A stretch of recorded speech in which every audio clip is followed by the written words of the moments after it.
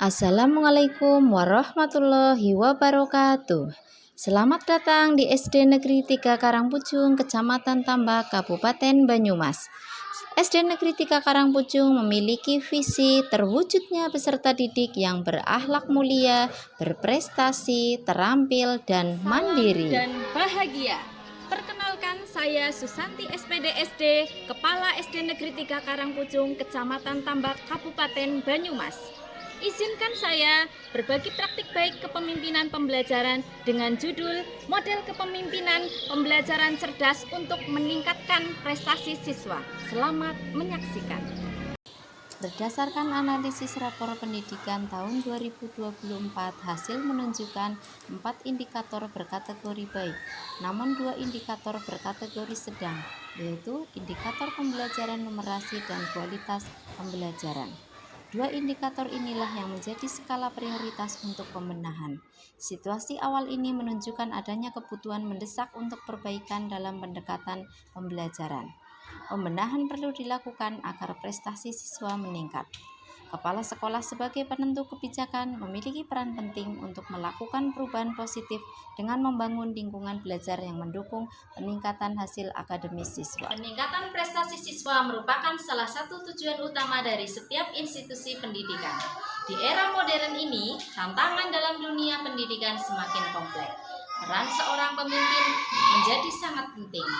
Mereka tidak hanya harus memimpin dengan bijaksana, namun juga harus menginspirasi dan membangun lingkungan belajar yang mendukung peningkatan hasil akademis siswa. Model pembelajaran cerdas hadir sebagai solusi inovatif.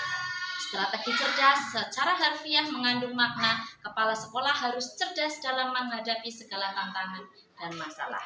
Secara akronim, cerdas dapat dijabarkan sebagai C. Ciptakan edukasi, R. Reflektif, D. Dinamis, A. Adaptif, dan S. Sinergis. Dalam pelaksanaan praktek baik, tentunya banyak kendala dan tantangan yang saya hadapi. Tantangan yang saya temui diantaranya 1.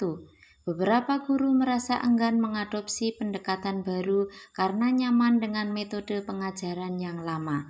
Hal ini terjadi karena kurangnya pemahaman tentang pentingnya inovasi dalam pembelajaran atau ketakutan akan perubahan yang dianggap memerlukan usaha lebih. 2. Terbatasnya peralatan TIK dan pemanfaatannya dalam pembelajaran. Salah satu pilar dari model cerdas adalah penggunaan teknologi dan alat bantu pembelajaran yang interaktif. Namun, tidak semua sekolah memiliki fasilitas teknologi yang memadai, seperti komputer, akses internet, atau perangkat pembelajaran digital yang dapat digunakan secara efektif. Sama halnya seperti SD Negeri 3 Karangpucung, kami hanya memiliki beberapa laptop, LCD, dan Chromebook, sehingga kami harus bergantian dalam penggunaan di kegiatan belajar mengajar. 3. Jaringan internet yang stabil belum terpasang. Di sekolahan kami menggunakan akses internet dengan tethering melalui HP para guru. Hal itu membuat terkendala saat guru ingin mencari referensi video pembelajaran di YouTube atau Google dengan tak terbatas. Begitu juga saat pembelajaran, siswa tidak leluasa mencari informasi di internet karena jaringan tidak stabil. 4. Belum meratanya kemampuan guru menerapkan strategi pembelajaran yang menggunakan teknologi dalam proses belajar mengajar. Tidak semua guru memiliki kemampuan yang sama dalam menerapkan strategi pembelajaran yang inovatif atau menggunakan teknologi dalam proses belajar mengajar. Kesenjangan kompetensi ini menghambat pelaksanaan model kepemimpinan pembelajaran yang diinginkan. 5. Tingkat kemampuan siswa yang bervariasi. Tidak semua siswa memiliki motivasi atau kemampuan yang sama dalam mengikuti model pembelajaran yang dinamis dan interaktif. Sebagian siswa masih enggan terlibat aktif, terutama dalam pembelajaran berbasis proyek atau kolaborasi. 6. Kurangnya dukungan orang tua dan lingkungan. Dukungan dari orang tua dan lingkungan sangat penting dalam keberhasilan pelaksanaan model pembelajaran. Dalam hal ini, orang tua kurang terlibat atau tidak memahami pentingnya metode pembelajaran baru yang diterapkan, sehingga tidak memberikan dukungan yang optimal. 7. Belum konsisten dalam melakukan evaluasi dan monitoring. Pelaksanaan model ini memerlukan evaluasi dan monitoring yang konsisten untuk memastikan efektivitas dan kesesuaiannya dengan tujuan utama meningkatkan prestasi siswa. Untuk menghadapi berbagai macam tantangan tersebut, saya menerapkan model kepemimpinan pembelajaran cerdas. Cerdas adalah akronim dari langkah-langkah, ciptakan edukasi dan reflektif. Dalam hal ini, kepala sekolah melakukan sosialisasi dan edukasi secara komprehensif kepada guru mengenai pentingnya perubahan inovasi pembelajaran dengan pendekatan belajar yang baru. Tidak lupa guru bersama kepala sekolah melakukan refleksi terhadap metode pengajaran mereka, menilai efektivitas strategi yang digunakan, dan menyesuaikannya berdasarkan hasil belajar siswa. Dinamis. Pada langkah ini, kepala sekolah memberikan akses kepada guru untuk mengikuti seminar, kursus daring, atau pelatihan mandiri yang bisa meningkatkan keterampilan pedagogis mereka.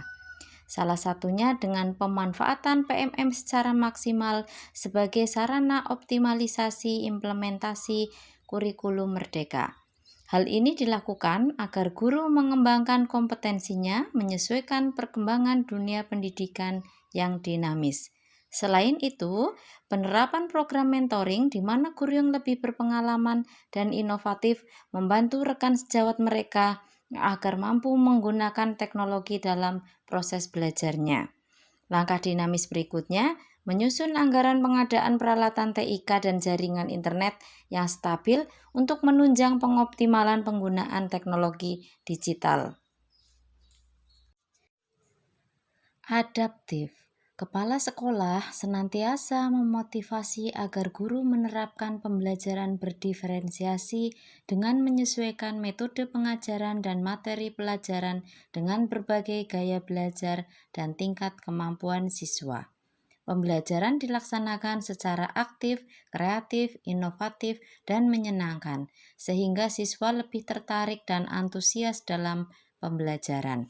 Selain itu, guru dan kepala sekolah mengoptimalkan sumber daya yang ada secara maksimal agar pembelajaran lebih bermakna.